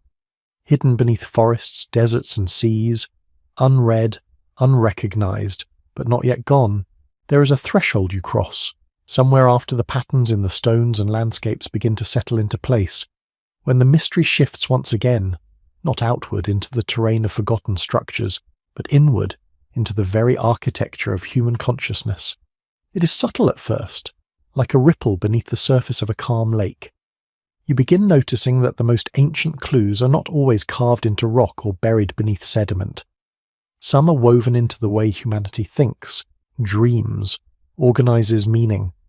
They appear in our earliest symbols, in our intuitions about the cosmos, in the strange persistence of ideas that seem older than history itself. And as you step into this deeper layer, the boundary between archaeology and psychology begins to dissolve, revealing an uncanny continuity between the minds of early humans and those who came long before them. Continuity that does not align with the story of a species inventing everything anew, but of a species recalling something half remembered, half erased. This becomes most evident in the domain of ancient symbols. Anthropologists studying Paleolithic cave art have long noted that certain shapes recur across vast distances and unimaginable spans of time. Spirals, zigzags, lattices, nested triangles, circles with radiating lines. Genevieve von Petzinger catalogued 32 such symbols, used repeatedly across Europe for more than 30,000 years. These signs appear in Chauvet, Lascaux, Altamira, Apollo 11 Cave in Namibia, Sulawesi in Indonesia, and caves in Australia. They transcend continents, climates, and cultures. They persist long after the specific people who carved them vanished. Scholars argue these symbols represent proto-writing, an early visual system for recording concepts rather than language. But what is striking is their duration. Tens of thousands of years, longer than any known writing system, longer than any modern cultural tradition. Something about these forms survived through migrations, ice ages, extinctions, and upheavals. Something in them resonated so deeply that early humans preserved them without ever writing a manual or a rule. They simply carried the symbols, repeating them through generations beyond count. What if these shapes are older than Homo sapiens? What if they represent not merely invention but inheritance? An unconscious memory of patterns used by earlier lineages, Neanderthals, Denisovans, or even yet undiscovered hominin groups, whose symbolic practices seeped into the emerging consciousness of modern humans. DNA evidence shows we carry fragments of archaic hominins within us, genes that shape aspects of immunity, adaptation, even neurological processes. Could symbolism, too, have deep roots, extending into forgotten eras when humanity was not a single species, but a tapestry of hominins whose mental worlds overlapped in ways we can scarcely imagine? This possibility grows stranger when you examine the symbolic systems of the earliest civilizations. Sumerian cuneiform, Egyptian hieroglyphs, the oracle bone script of China, and the undeciphered glyphs of the Indus Valley do not look like simple beginnings. They appear sophisticated from the start, dense with cosmology, numerology, and metaphysics. They categorize time, space, divinity, celestial order. They track cycles of stars, movements of planets, relationships between elements. And they do so with a confidence that suggests these ideas were not entirely new. You see it clearly in the earliest Sumerian texts. They speak of cosmic order as though it were a known structure. They describe realms above and below. They reference measurements of time that align with celestial cycles. Their myths begin not with creation ex nihilo, but with transitions, the separation of heaven and earth, the descent of knowledge bearers, the reorganization of a world already formed. It is the language of inheritance, not invention. A story beginning in the middle of a sentence whose opening clause is missing. Egyptian cosmology exhibits a similar pattern. The earliest pyramid texts contain intricate spells mapping the afterlife in precise, almost mathematical detail. They reference cycles of stars and rivers of the sky. They describe cosmic hierarchies that appear fully formed. The architecture of the Old Kingdom pyramids encodes astronomical alignments with Orion, Sirius, and the circumpolar stars. Yet no surviving Egyptian text explains where this knowledge originated. The earliest records simply assume it, as if the foundation of Egyptian metaphysics had been laid long before writing began. Even more enigmatic is the Indus Valley civilization. Their city planning reveals a grid system with standardized brick proportions. Their drainage systems are incredibly advanced, rivaling those of much later societies. Their seals depict symbols and animals that seem to belong to a unified symbolic vocabulary. But their script remains undeciphered, and the origins of their knowledge remain hidden beneath the floodplains of the Indus and Saraswati rivers. There are no clear predecessors, only the sense of a cultural memory inheriting architecture, mathematics, and ritual from an older source. What makes these parallels haunting is that they emerge in civilizations separated by oceans, with no evidence of direct contact. It is as though the earliest cultures of the Holocene were stitching together fragments from a shared but forgotten intellectual heritage. And those fragments seem to cluster around specific themes: cosmology, time cycles, celestial navigation, sacred geometry, the relationship between sound and structure, the symbolic connection between earth and sky. It is almost as though early humanity was trying to remember something they had once known. This sense of memory extends into mythology.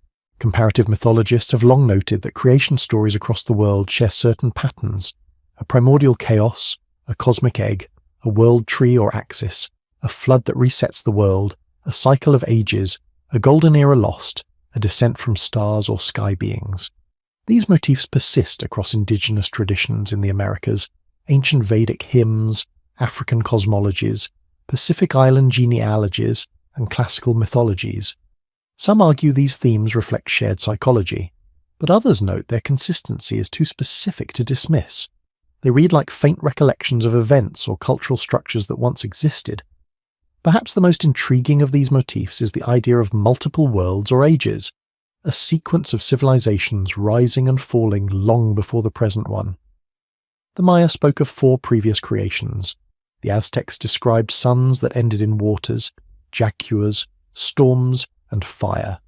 The Hopi described 3 worlds destroyed by ice, fire, and flood. The Sumerians placed a great flood between antediluvian kings and post-diluvian rule.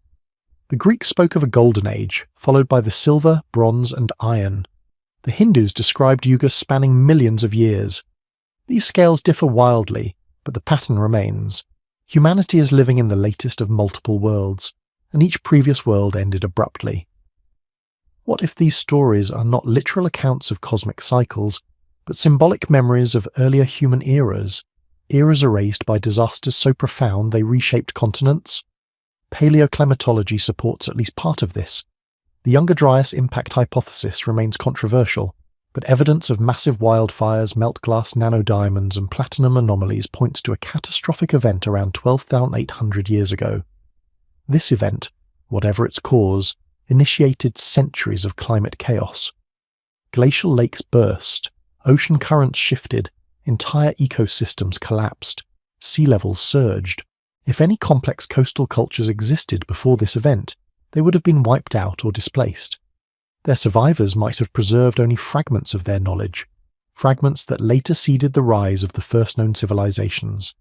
Yet perhaps the most curious evidence of an older intelligence lies not in physical ruins or symbols, but in the mathematical constants embedded in ancient structures across the world.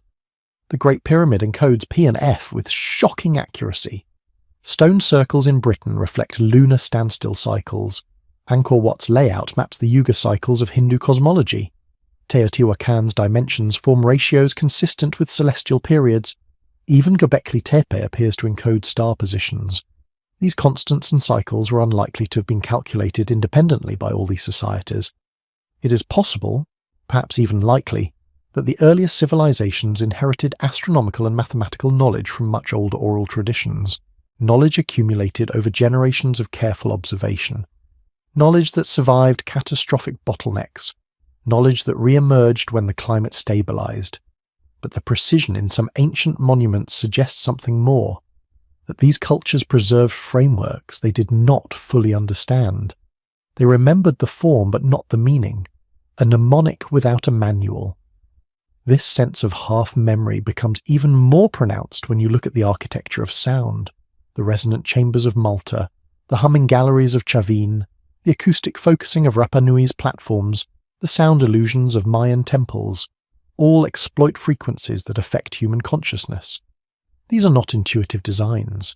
They reflect consistent experimentation or inherited knowledge of how sound interacts with stone and space. Yet again, the societies that built these structures left no written explanations. The knowledge appears embedded in the architecture itself, like the residue of a forgotten science. All of this, symbolic continuity, mythic cycles, constants hidden in stone, acoustical engineering without textual record, converges into a single quiet implication: that humanity did not begin from nothing 5,000 or 10,000 years ago. Rather, humanity inherited fragments from an earlier world, a world erased by disaster or time, a world whose final echoes survive not in physical ruins but in the deep patterns of cultural memory. And if this is true, then we must consider the possibility that our species is living inside a vast cognitive inheritance, one built layer by layer across multiple forgotten cycles. The conscious mind may not remember those cycles, but the deeper structures of culture, myth, and symbol do. They whisper of ancient knowledge we can no longer name. They beckon us toward memories older than written language. Yet as these fragments accumulate, a new question rises, not about what humanity once knew, but why so much of it dissolved. Why do we possess only shards? Why do the earliest cultures appear already to be remembering rather than creating? Why does the world's symbolic vocabulary feel like an echo? And if what we have inherited are but faint traces of something larger, then what deeper patterns still lie beyond our reach, waiting, perhaps, for the moment when humanity becomes quiet enough, patient enough to remember again? There comes a point in this long descent through forgotten ages when the boundary between history and prehistory begins to blur, not because we lack evidence, but because the evidence that remains feels like the scattered pages of a book whose earlier chapters were torn out long before anyone alive today was born. You begin to sense that the world we inhabit is layered, strata of memory and forgetting, construction and erasure, knowledge and silence, laid one upon another like the slow accumulation of silt on a riverbed. And somewhere beneath these layers lies a story far older than our calendars allow, a story too fragmented to reconstruct fully, yet too persistent to dismiss. It rises in quiet patterns, in sudden ruptures, in mysteries that refuse to resolve. But in this next phase of the journey, it emerges most powerfully in an unexpected place. The realm of early technologies that appear not only advanced for their time, but anomalous when placed against the supposed trajectory of human development. Technologies that seem to belong not to the civilizations that recorded them, but to something earlier, something inherited, half understood, and at times seemingly reverse-engineered from older prototypes now lost to time. It begins with stone, the earliest tool of humanity, the simplest, the most enduring. Yet its story is stranger than it appears.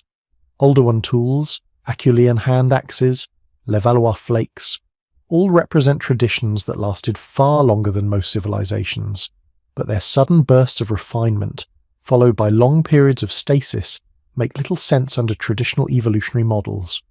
Some of the most advanced stone knapping techniques appear abruptly, with no clear transitional stages, and then, inexplicably, they disappear, replaced by cruder forms, as though the knowledge to produce them was held by a group that vanished, leaving behind only a degraded memory of the original technique. But it is in the later periods, during the Neolithic and Bronze Ages, that the anomalies become impossible to ignore. Hard stones such as diorite, andesite, and granite require extraordinary force to shape. Modern quarrying techniques use diamond-tipped tools or powered machinery. Yet some ancient cultures carved these stones with precision that modern engineers struggle to replicate.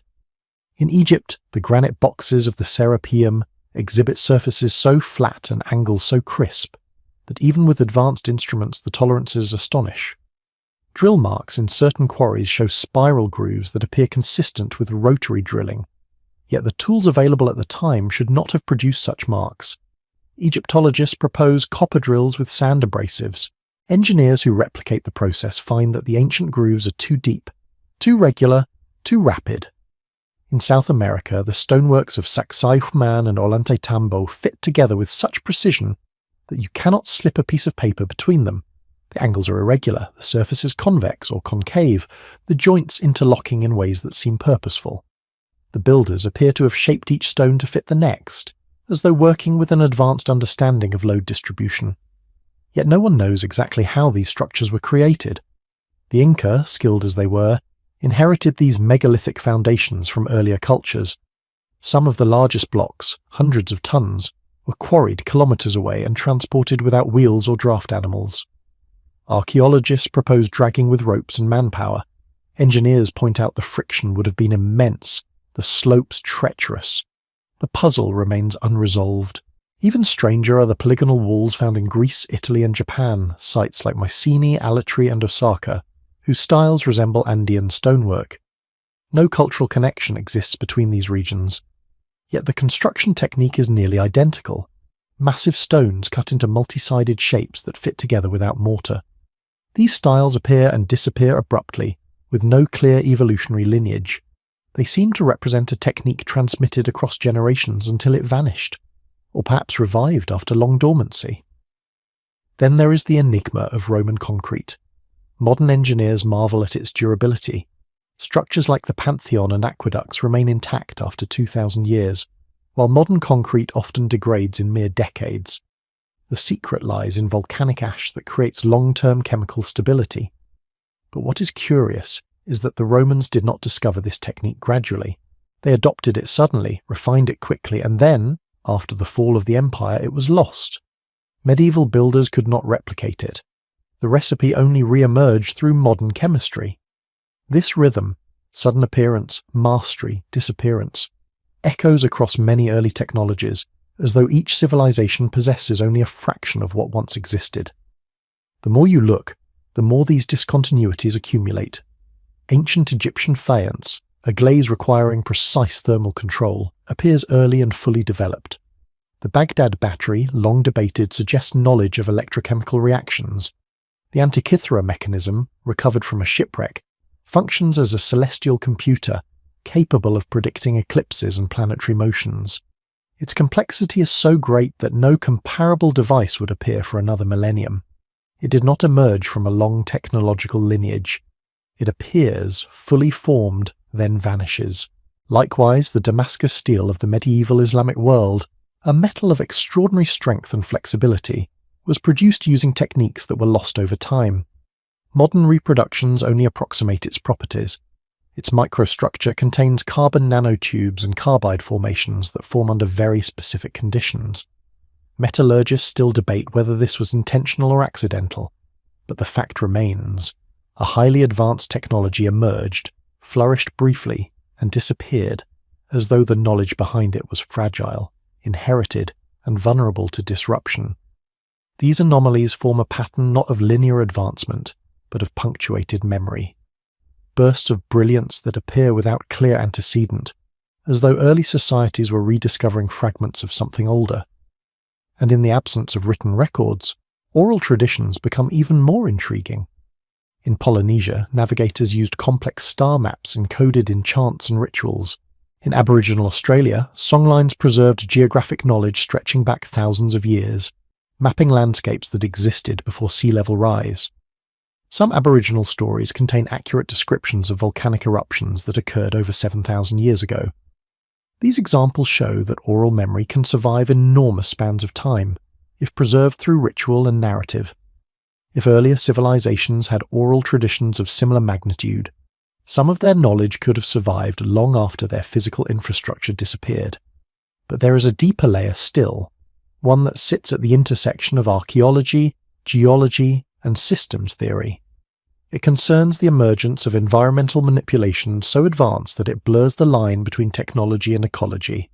Consider the Khanates of Iran, underground channels that transport water across vast distances using gravity alone.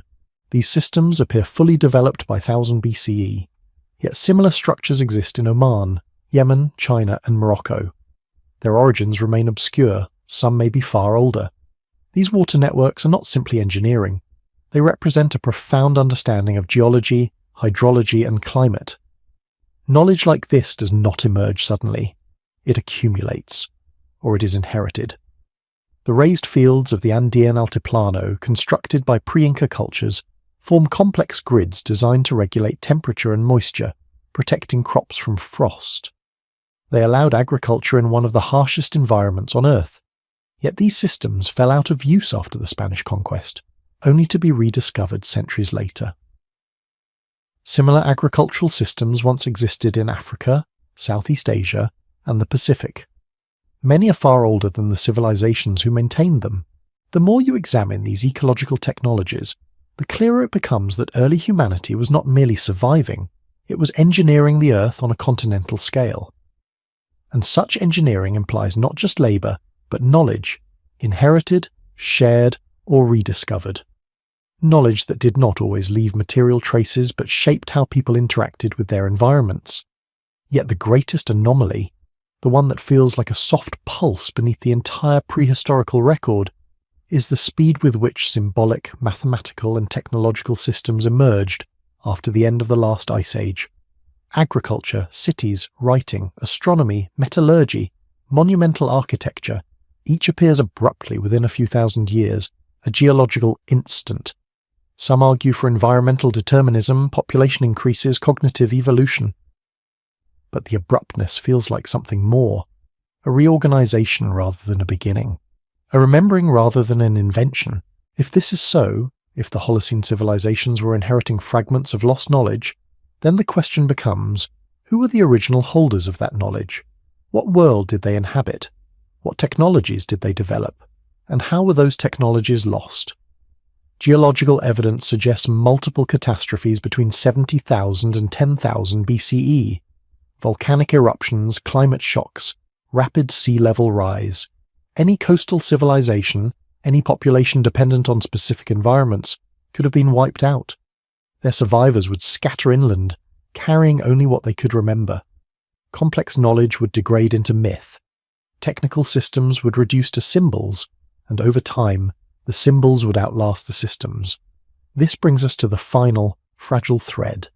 The possibility that memory itself, the deep unconscious memory of our species, holds echoes of these forgotten worlds. The intuition towards sacred geometry, the instinct to align structures with the sky, the recurrence of flood myths, the sudden appearance of advanced techniques, the strange familiarity of symbolic forms, all of these may be the faint residue of an older intelligence lingering within us. Not extraterrestrial, not supernatural, simply human. Human in a way we no longer recognize.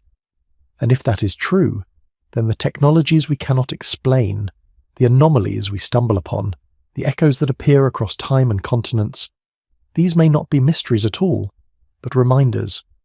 Reminders of who we once were. Reminders that humanity is older, more cyclical, more resilient, and more mysterious than our written histories can capture.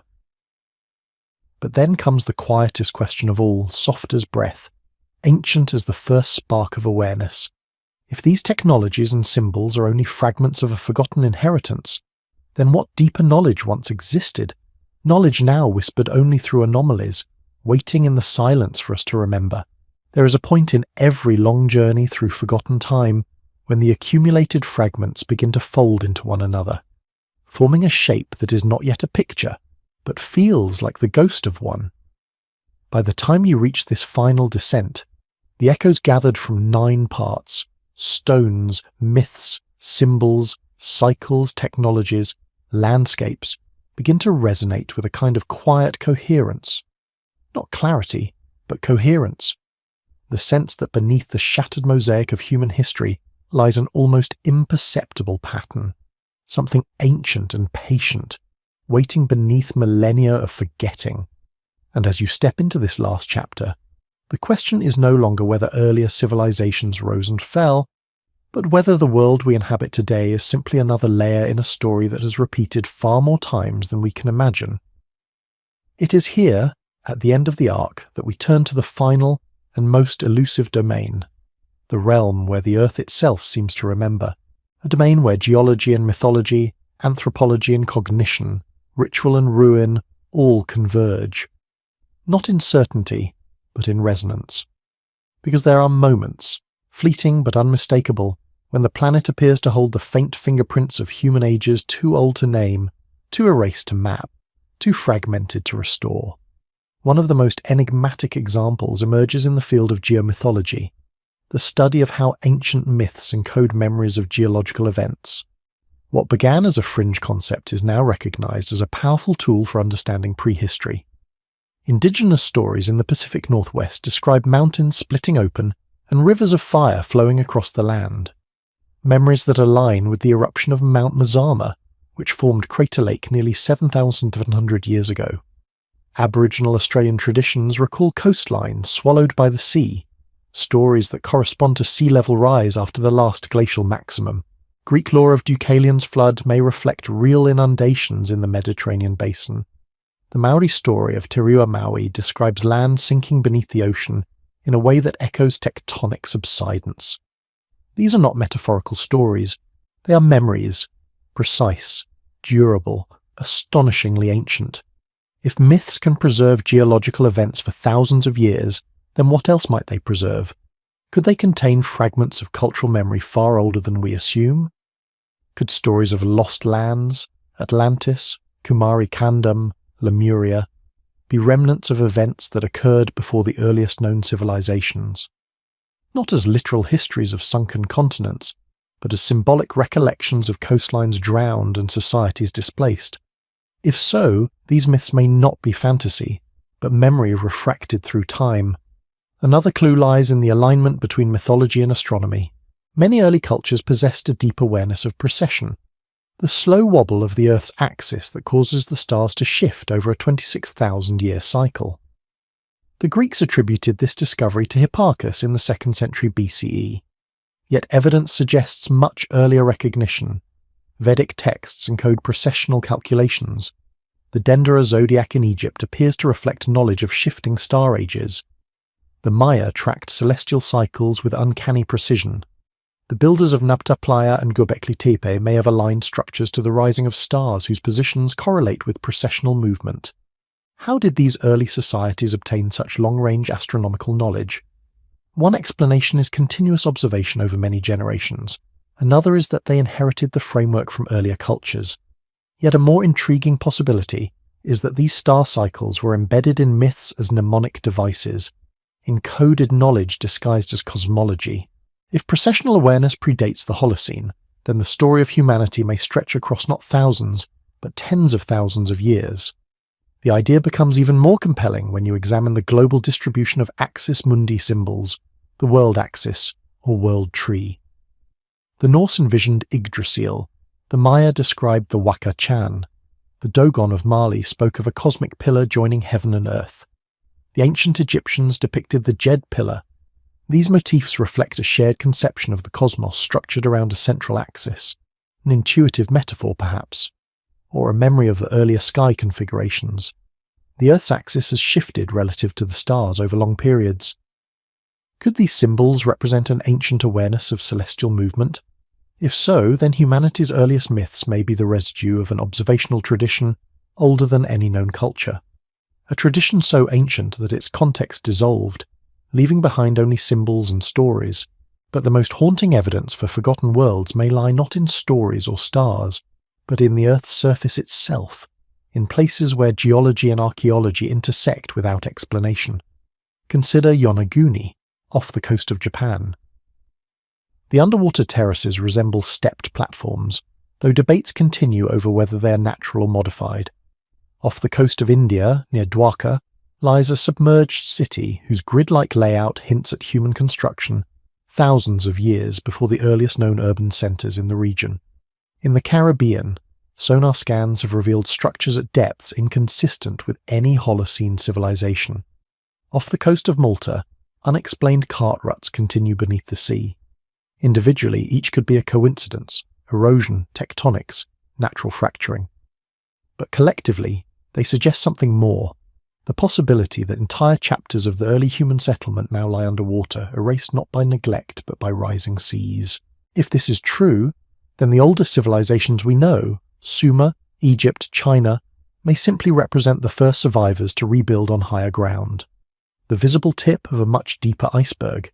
This possibility aligns with genetic evidence. Human migration patterns during the last ice age suggest populations once thrived in coastal regions now submerged. The so-called Beringian standstill indicates that ancestors of indigenous Americans lived in a region now underwater for thousands of years. Similar submerged refugia likely existed across Southeast Asia and the Mediterranean. If these coastal populations developed complex cultures, their material remains would be lost beneath hundreds of meters of ocean. All that would survive are the echoes preserved in myth and symbol. But perhaps the most profound clue lies not in the ocean or the ruins, but in the peculiar timeline of human cognition itself. Anatomically, modern humans emerged around 300,000 years ago, yet the explosion of symbolic culture, art, ritual, complex tools, does not occur until around 50,000 years ago. Why the delay? Some propose genetic changes, others suggest population density thresholds. Yet an alternative possibility whispers beneath the surface, that symbolic culture did exist earlier, but was erased by catastrophes or bottlenecks. Surviving groups would later rebuild, carrying fragments of lost symbolic systems that re-emerged as the cave art of Europe, the beads of Africa, the carvings of Australia. This would explain why certain symbols persist across tens of thousands of years. Spirals, grids, triangles, serpents. It would explain why early cosmologies appear fully formed. It would explain why astronomical knowledge appears suddenly. It would explain why myths feel like memories. It is in this context that the theory of cultural inheritance gains haunting significance. Not biological inheritance, not simple diffusion, but deep inheritance. The transmission of ideas, symbols, intuitions, cosmologies across vast spans of time. Not continuously but cyclically. Rising, falling, vanishing, resurfacing. The way a melody might reappear in a dream, even if you have never heard it consciously. If this is true, then humanity may indeed have passed through multiple cycles of civilization. Some advanced, some simple, some coastal, some nomadic. And each time the world was reshaped by catastrophe, a few fragments survived. A song, a symbol, a story of stars, a memory of a flood, a geometric intuition, a sense of sacred numbers, a tradition of aligning structures to the sky. These fragments would lie dormant until the world stabilized again. And then, slowly, they would re-emerge, giving rise to what we call civilization. Suddenly, the strangeness of early cultures begins to make sense. Göbekli Tepe becomes not the first temple, but the first reconstruction. Sumer becomes not the cradle of civilization, but the cradle of the survivors. Egypt becomes not an isolated genius, but a restoration of ancient principles. The Indus Valley becomes not a sudden miracle, but the revival of inherited systems. The megalith builders of Europe become the last echoes of a prehistoric architectural tradition that once spanned continents, and humanity today becomes not the pinnacle, but the inheritor of a countless lineage. This does not diminish our accomplishments, it deepens them. It situates us within a vast cyclical story, one that stretches beyond recorded time, beyond the rise and fall of kingdoms, beyond the invention of writing. A story written in stone and myth, and symbol and silence. A story of memory surviving ruin. A story of worlds built, lost, remembered and built again. But even this is not the end, because as you look closer, you begin to sense that the fragments we have recovered, the symbols, the alignments, the myths, may not be the deepest layer. They may simply be the ones visible enough to notice.